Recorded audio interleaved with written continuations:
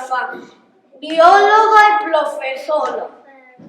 Foi a primeira muller a bordo dun barco de investigación como científica. O buque Ángeles Salvadiño leva o seu nome en honor ao seu traballo. En Estados Unidos era investigadora de referencias. En 1993 recibiu a medalla de plata de Galicia por seus méritos como científica.